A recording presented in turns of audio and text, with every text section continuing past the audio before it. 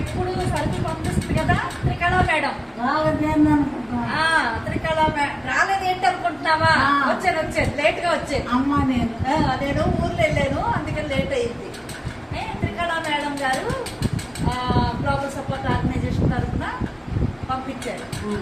మనకి సరుకులు డోనర్ చేసిందేమో విష్ణు సాయి గారు, మిస్టర్ అండ్ మిస్సెస్ యోగానంద్ గారు. వాళ్ళందరూ చల్లగా ఉండాలని మనం ప్రేయర్ చేద్దాం. పట్టండి గట్టిగా. వచ్చిందే తక్కువ బయటికి, అందరూ రూమ్లోనే ఉన్నారు. చలేస్తుంది కదా మరి.